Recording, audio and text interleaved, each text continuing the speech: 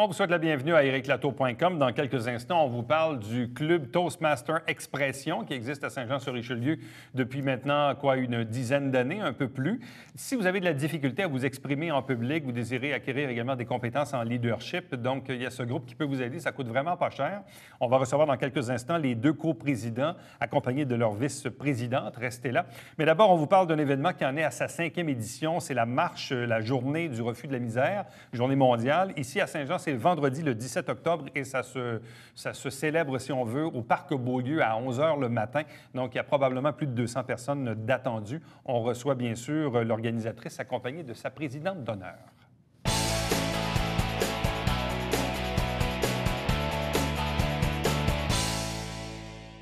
Ne laissez personne de côté. C'est la thématique cette année pour la 5e marche, Journée mondiale du refus de la misère. Donc, c'est le vendredi 17 octobre, dès 11 h le matin, au Parc Beaulieu, à Saint-Jean-sur-Richelieu. Deux invités pour en parler. D'abord, Lise Boulanger de ATD Quart Monde, Saint-Jean-sur-Richelieu. Bonsoir. Bonsoir. De même qu'André Bouchard, présidente d'honneur donc de cette Journée mondiale du refus de la misère. Bonsoir et bienvenue. Ça me fait plaisir. Madame Boulanger, donc déjà la 5e édition, entre la première, 2e, 3e, 4e et cette année, c'est quoi la grosse différence? Il y a eu une augmentation de participation. Surtout, hein? Surtout. J'ai commencé à 58, puis l'année dernière, on a quasiment dépassé le 200. Puis cette année, nous prévoyons d'avoir au moins 300 personnes. Il faut que ça augmente à chaque année. Parce que c'est important de souligner cette journée-là, parce que c'est la journée pour commémorer les souffrances des personnes qui vivent dans la pauvreté et qui sont exclues de la société.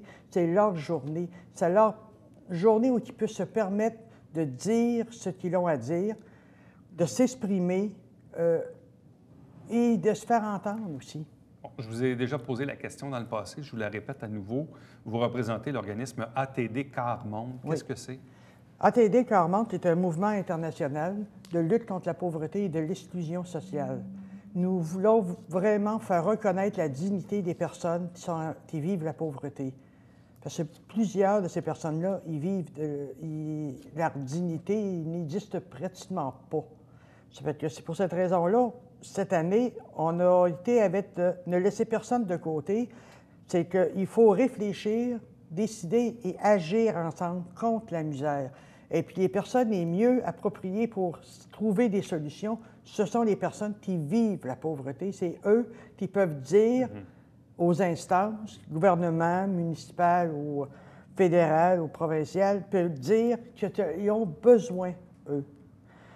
Et puis, c'est de cette manière-là qu'on peut essayer d'améliorer le sort des personnes. Bon. Et pourquoi cette année avoir choisi Mme Bouchard comme présidente d'honneur? Parce qu'on m'avait dit que Mme Bouchard était proche et comprenait c'est quoi la pauvreté. Puis elle avait déjà eu quelques approches avec cette thématique-là, la pauvreté et l'exclusion sociale. Fait que, puis aussi, Mme Bouchard, je l'ai rencontrée dans un autre domaine aussi, dans le théâtre, tout ça. Alors, j'ai eu des bonnes références et puis j'ai dit, Mme Bouchard... On vous offre l'emploi, c'est ça? Je vous offre l'emploi si vous la voulez. Mme Bouchard, vous la côtoyez de quelle façon, vous, la misère dans votre quotidien? Bien, moi, je suis présidente de la commission scolaire.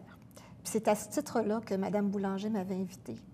Chez nous, dans notre organisation, puis je pense que c'est pan-québécois la manière dont on approche ça, on parle surtout de défavorisation. Puis la défavorisation, c'est présent dans tous nos milieux, que ce soit à l'éducation des adultes, en formation professionnelle ou à l'éducation des jeunes.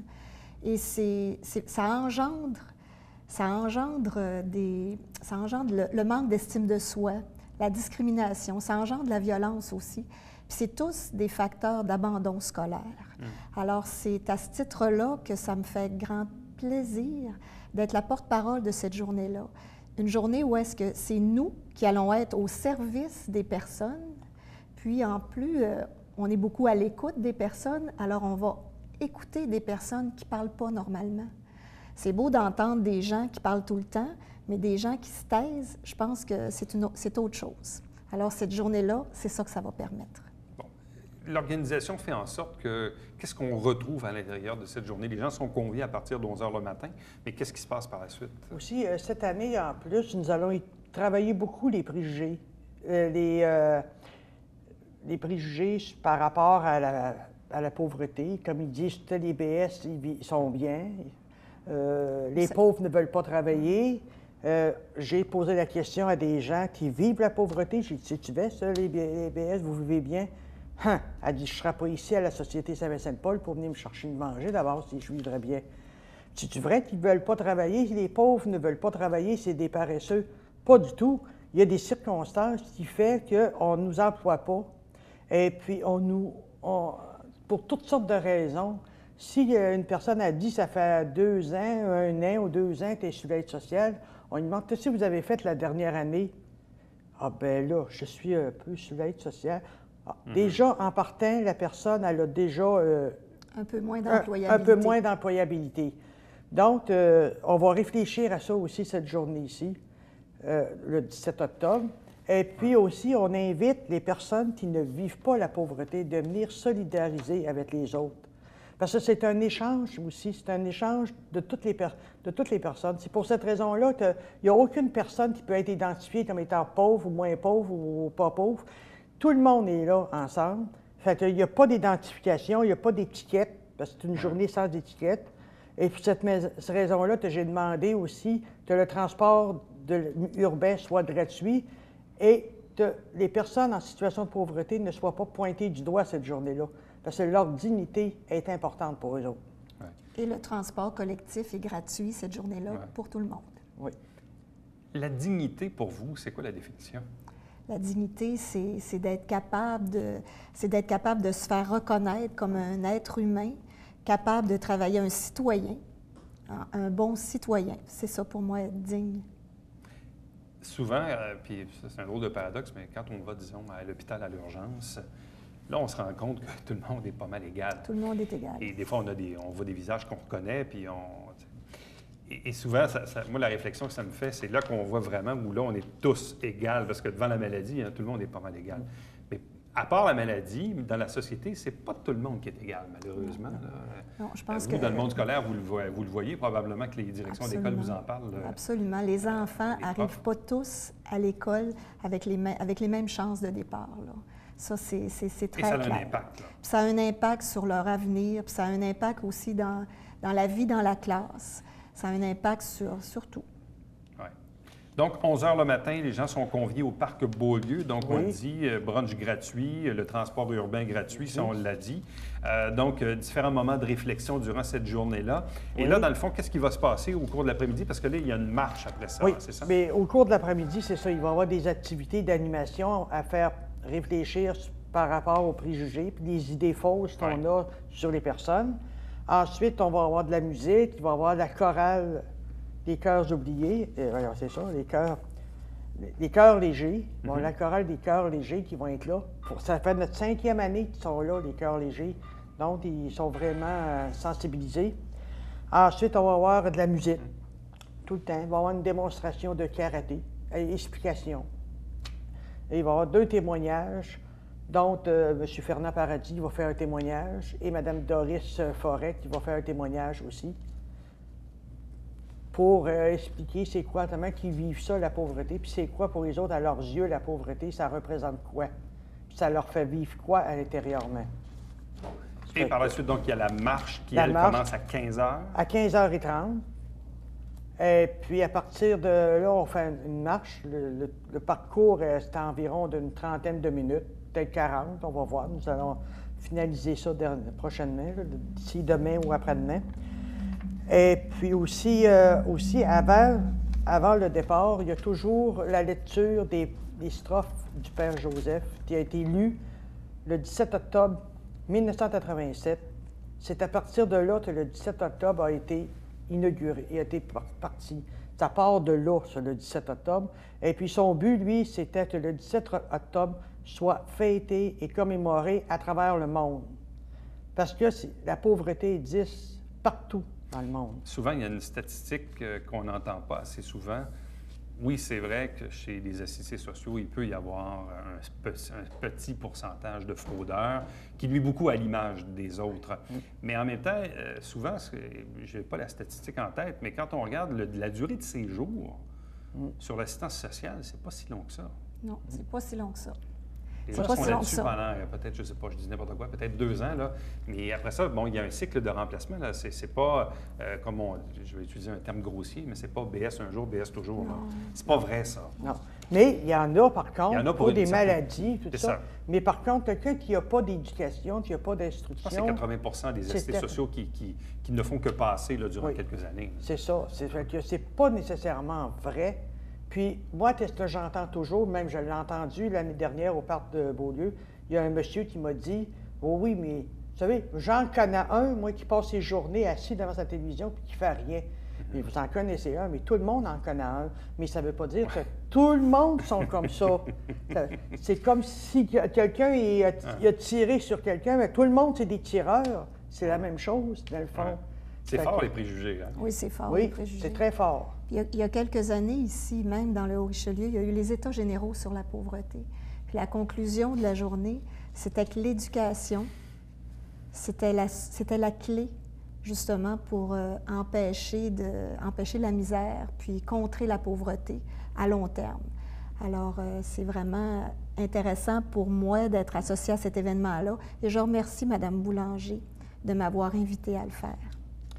Si on dit que les personnes, ils peuvent pas travailler, il y en a des personnes qui ne pourront jamais faire d'études universitaires, ne pourront jamais aller au cégep, parce qu'ils n'ont pas les capacités.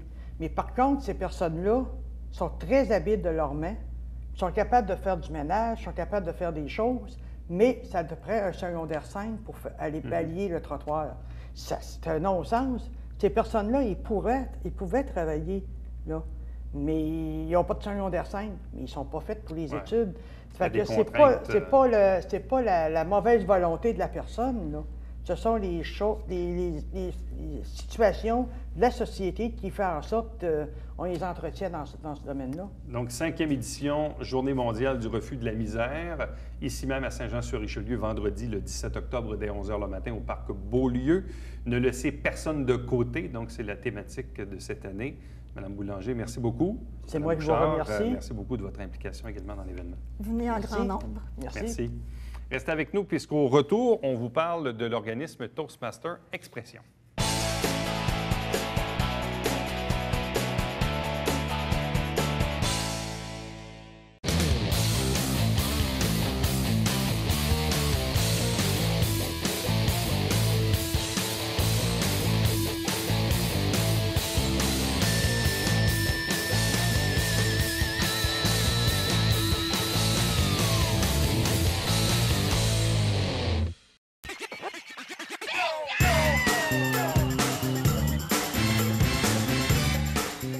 Pour vous divertir dans le confort de votre foyer, Télébingo TVHR, tous les dimanches matins, 9h30, avec votre meneur de jeu, Alain Rameau.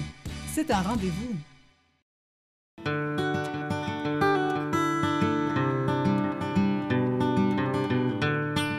Coulisses Bêta, version 3.0, de retour cet automne.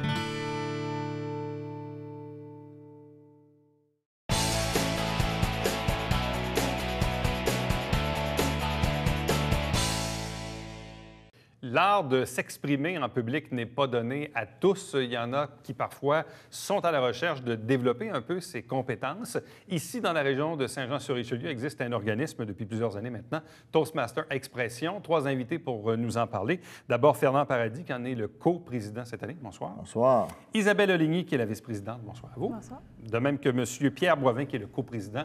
Bonsoir et bienvenue. Bonsoir, merci. Fernand, ça fait combien de temps que ça existe? 13 ans. À Saint-Jean, c'est 13 ans, à peu près ça. On a fêté, en 2010, nous avons fêté notre 10e anniversaire. 2011? 10e anniversaire du club.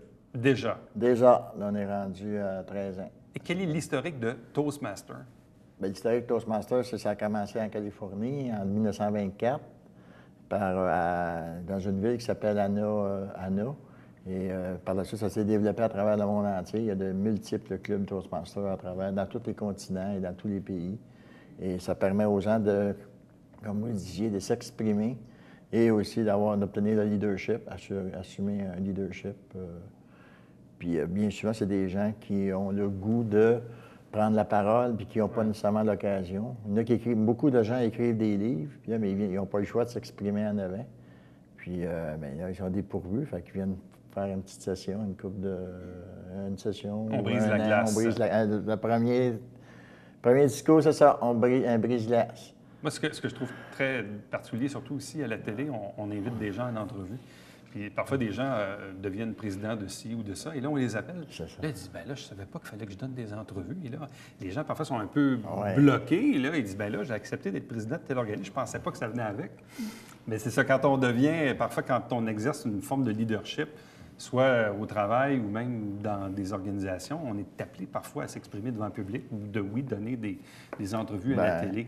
Le plus bel exemple qu'on peut donner, c'est qu'il y a justement une membre qui est rentrée à la fin de l'année passée, cette année, puis là, elle vient justement depuis lundi à un emploi, justement, à la Corporation de développement communautaire.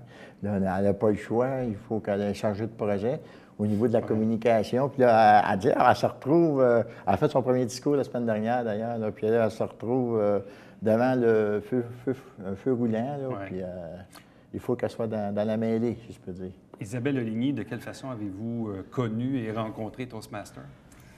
J'avais entendu parler de Toastmaster quand je travaillais à Saint-Hyacinthe. Je me demandais c'était quoi, je m'étais informée vaguement, puis par la suite, je me suis vraiment informée pour le club de Saint-Jean-sur-Richelieu. Je voulais améliorer mes compétences pour parler en public, parler devant un groupe. Les compétences de leader aussi, ça m'intéressait. Donc, j'ai vu ça dans le journal, dans les journaux locaux. Et là, ça fait combien de temps que vous y êtes? 1 an, ça fait 1 an. Bon, Ouais. comment ça se passe la première fois? La première fois, on remarque que chaque soirée est vraiment très structurée. On a un programme bien défini de 7 à 9. On a des improvisations, des discours. Puis chaque membre, on essaie de laisser la place à chaque membre pour qu'il prenne la parole. Donc, c'est vraiment structuré pour que chaque membre ait le temps de parler. Bon, et après 1 an et demi, est-ce que déjà vous constatez vous-même une amélioration dans cette capacité de vous exprimer en public? Oui, tout à fait. J'ai fait beaucoup de discours. Ce qui me manque encore à travailler, ça va être les improvisations.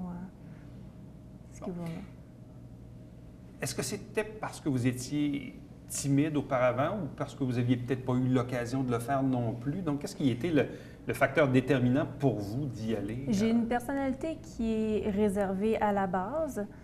Ce qui est arrivé, c'est que j'ai fait une entrevue pour la ville de Saint-Jean-sur-Richelieu.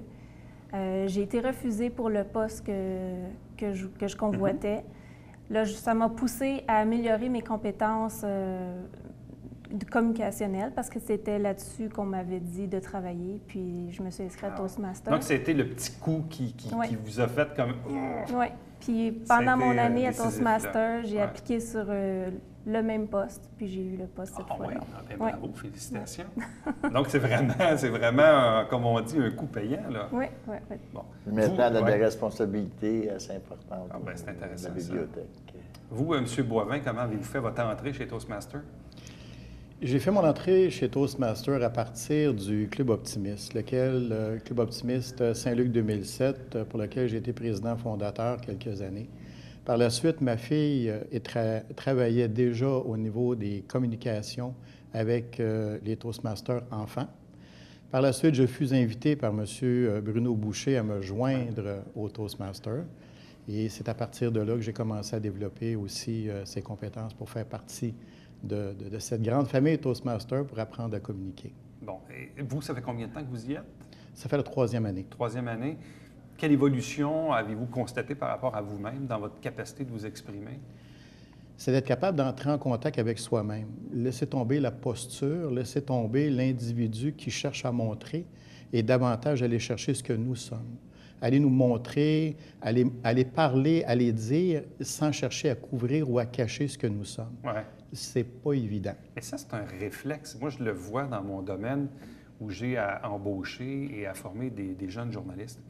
Et souvent, et c'est un réflexe, hein, parfois on a une image, on a un modèle, on essaie de le reproduire. Et moi-même, il y a 25 ans, un de mes patrons m'avait dit, tu sais, Éric Bernard de Rome, il y en a déjà un. Pas besoin d'en avoir un deuxième. Donc, tu sais, le message à travers ça, c'est soit toi-même. Ah ouais. Souvent, on essaie, on se dit, bien là, vu qu'on est en public, hein, on va en faire un peu plus. Puis là, on a un modèle en tête, on essaie de le répéter, mais dans le fond, on se dénature un peu, là.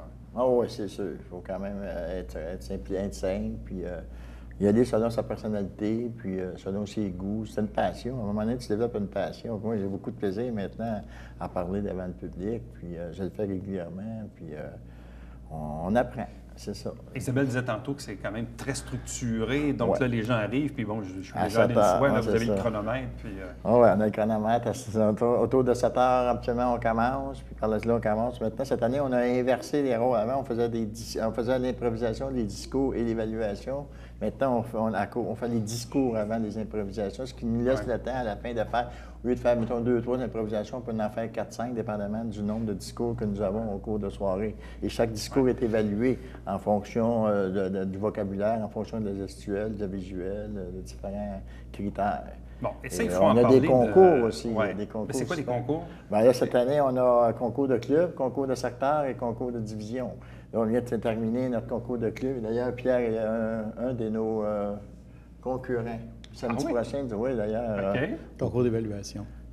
Évaluation de discours. Donc, on regarde la personne discourir et par la suite, on a à évaluer de quelle façon elle a fait le discours, la personne, le texte, l'introduction, le corps, la conclusion, les points d'amélioration et ça permet aux personnes d'avancer. Bon, Isabelle, comment ça s'est passé, vous, vos propres évaluations? Parce que là, la dynamique, c'est que dans le fond, vous évaluez les autres, mais les autres vous évaluent aussi. Oui, oui.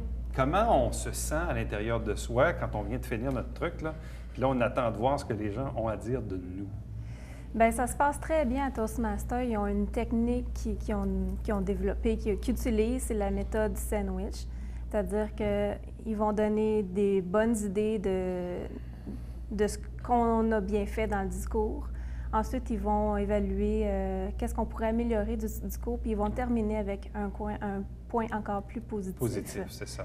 Oui, donc c'est toujours très positif, puis c'est honnête quand même, on sait ce qu'on a à améliorer pour la suite, mais ça se fait Parce que toujours dans le s'exprimer, positif. exercer du leadership, en même temps, c'est un geste de confiance en soi. Mm-hmm. Donc, c'est sûr que si on se fait évaluer puis qu'on se fait démolir, pas sûr que ça va être payant. C'est pas ça le but recherché. Non, pas à Toastmasters. C'est pour ça qu'on donne des bons commentaires, des ondes d'amélioration, puis après ça, un autre bon commentaire pour finir ça. Donc, se c'est passe très comme ça. positif comme ambiance. Là, Oui. là vous avez combien de membres en ce moment, M. Boivin? On se trouve à avoir environ 37 membres actifs. Bon. C'est quoi l'effet de roulement au niveau des membres à chaque année, là, les Ben, départs et les il y arrivées? en a qui rayent, puis il y en a qui quittent, dépendamment. Il y a différentes raisons. Il y en a sur le travail, des fois c'est les études, il y en a qui n'ont plus le goût non plus. Parce qu'il y en a qui atteignent leurs 10 discours, parce qu'à 10 discours, tu deviens communicateur compétent. Et il y en a, c'est ça qui est leur objectif, tout simplement. Okay. Il y en a d'autres qui Et si on continuent. l'atteint en 2-3 ans, quoi? Puis ça dépend du jury de chaque personne. Parce que les personnes sont invitées à venir au club. Donc, on fait d'ailleurs, c'est Mme ici qui fait la promotion d'un média d'information, Isabelle.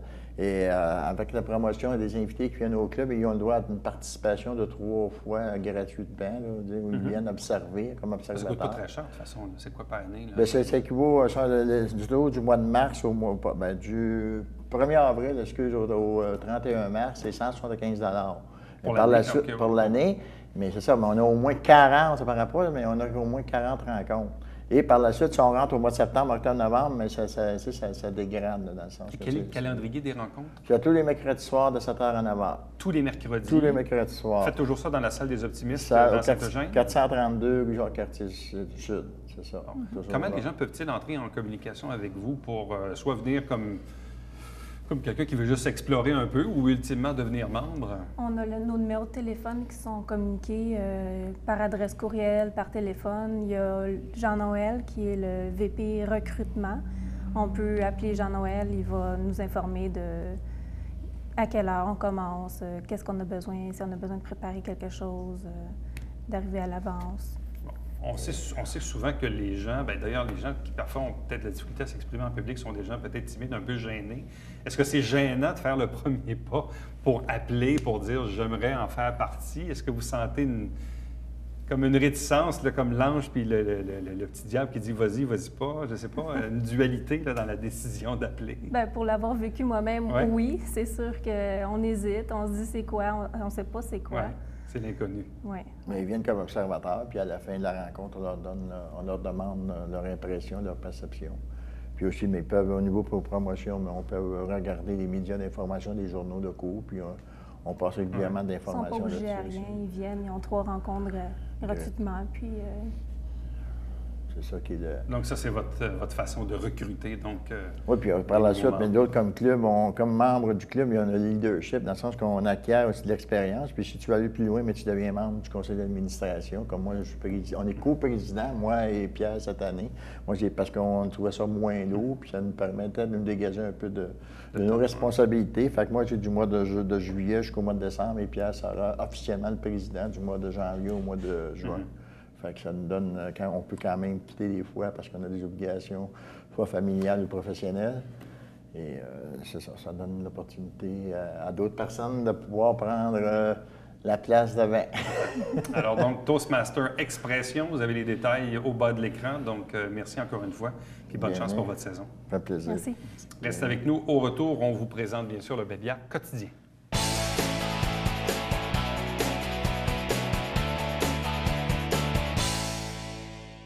On a procédé tout récemment à l'inauguration de la place Feller à Saint-Blaise-sur-Richelieu. C'est devant l'église Roussy-Mémorial, au 1277 rue principale. À chaque semaine, on vous présente l'émission Saint-Jean-sur-Richelieu. En fait, le premier et le troisième lundi du mois, on fait la captation du conseil et l'hôtel de ville. Avec un conseil, on vous résume des extraits à l'occasion de 2 émissions qui sont diffusées les mercredis suivants. Vous avez la grille horaire à l'écran. Télébingo, 3 500 $ en prix à chaque semaine. C'est le dimanche matin, 9h30, en direct au câble 9. 30 dépositaires dans la région pour acheter vos livrets. Pour connaître la liste, tvhr9.com ou 358-1912. Télévision du Haut-Richelieu, nos coordonnées. Vous avez l'adresse postale pour me joindre directement par courriel. Éric Lato en un mot, à commercial tvhr9.com. Visitez notre site Internet. Suivez-nous également sur Facebook et sur Twitter. Et ériclato.com, diffusé tous les jours de la semaine, 10h, 17h, 23h, 1h30 la nuit. Et on rappelle le dimanche. Bye bye.